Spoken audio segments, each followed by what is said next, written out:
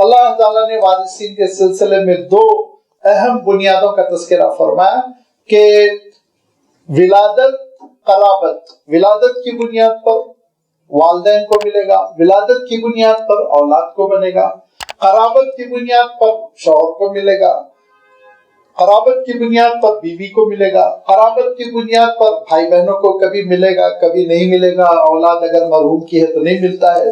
وہ بڑی تفصیل ہے۔ دو چیزیں اللہ تعالیٰ نے ارشاد فرمائی کہ دیکھو ولادت اور قرابت کی بنیاد پر تمہاری جو میراث تقسیم ہونی چاہیے اس کی ترتیب بیان کر دی گئی۔ سورہ نساء میں اللہ تعالیٰ نے 3 مقامات پر پوری تفصیل بیان کر دی۔ اور میراث کو ہڑپ کر جانا، وراثت کو ہتھیا لینا، قبضہ کر لینا، کیا فرمایا؟ وَتَأْكُلُونَ التُّرَاثَ أَكْلًا لَمًّا۔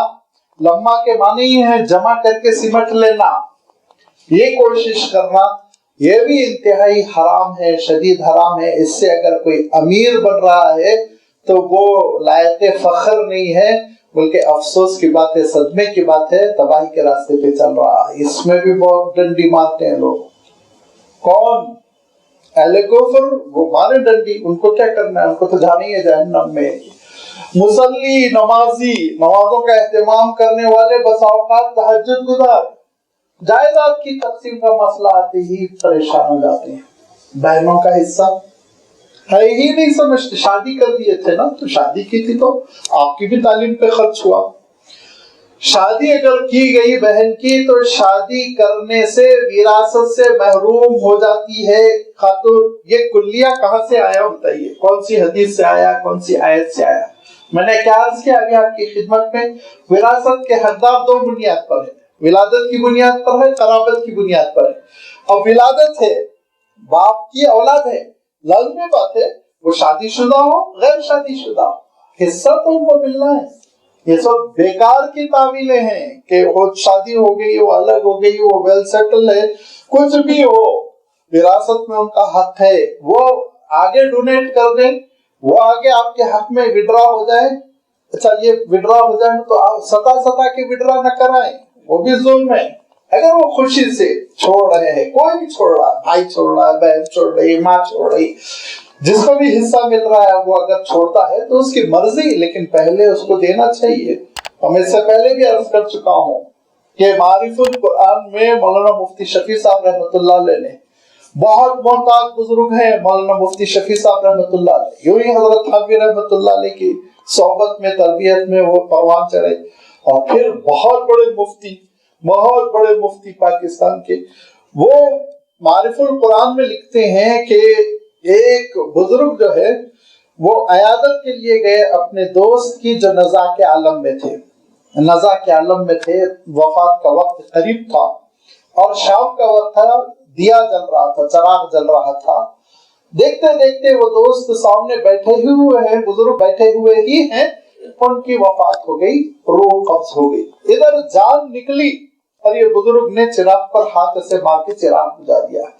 بچوں نے کہا ابھی ابا وفات پایا، آپ نے اندھیرا کر دیا، کہا اب تک یہ تمہارے ابا کی ملکیت میں تھا، جل رہا تھا، اب یہ کس وارث کے حصے میں جائے گا اس سے پوچھنا، اور وہ جلائے گا تو اس کو حق ہے جلانے کا، ورنہ یہ لوگ میرے سے پیسے یہ لاؤ ایندھن اور دوسرا چراغ جلاؤ، اب ان کا مال خرچ نہیں کیا جائے گا۔ بالکل، اب پہلے سب سے وراثت تقسیم ہوگی، ترتیب بتا دی گئی، تجہیز و تکفین، اس میں بھی ذرہ برابر اسراف نہیں ہوگا۔ تجہیز و تکفین کا پورا خرچہ کرنے کے بعد قرضے کتنے مرحوم کے اوپر باقی ہے، وہ قرضوں کا پیمنٹ، وہ قرضوں میں پوری دولت چلی جاتی ہے، چلی جائے تو دینا پڑے گا۔ اور قرضوں کے بعد تیسرے نمبر پر وصیت، اگر وصیت ہے تو 33% میں وصیت جاری کر پھر اس کے بعد میراث تقسیم ہوگی، ہر وارث کو اپنا اپنا حصہ ملے گا، اور وارث کو حصہ مل جانے کے بعد اب وہ صاحب ایصال ثواب کے لیے مسجد میں دے سکتے ہیں، یتیم خانے میں دے سکتے ہیں، غریبوں کو کھلا سکتے ہیں، اس سے پہلے جائز نہیں ہے، سبھی کا فتویٰ یہی ہے۔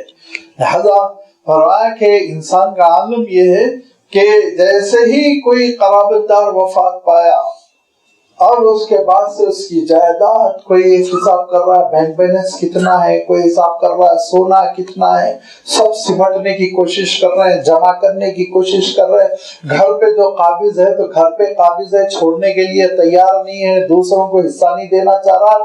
فرمایا یاد رکھو بن تو جاؤ گے امیر، آ تو جائے گی دولت، لیکن فرمایا بڑی کمزرفی کے ساتھ، وبال بن کر، مصیبت بن کر نمازیں اکارت ہو جائیں گی، نمازیں قابل قبول نہیں رہ جائیں گی، صدقات اکارت ہو جائیں گے، ساری دینداری برباد ہو کر رہ جائے گی، جس کو اللہ تعالیٰ نے سورۃ الکہف میں ارشاد فرمایا وَهُمْ يَحْسَبُونَ أَنَّهُمْ يُحْسِنُونَ صُنْعًا۔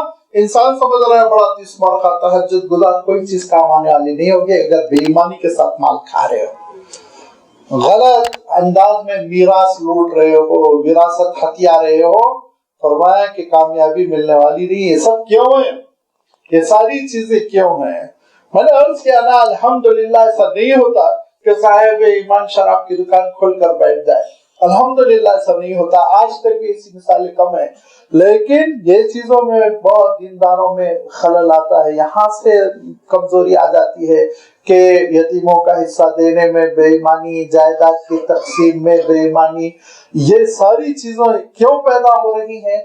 ان کا سبب یہ ہے، روٹ کاز پکڑ لیا، نفسیات وَتُحِبُّونَ الْمَالَ حُبًّا جَمًّا، محبت اللہ سے کرو، مال سے کیوں کرتے ہو؟ تم مال سے بے پناہ محبت کرتے ہو۔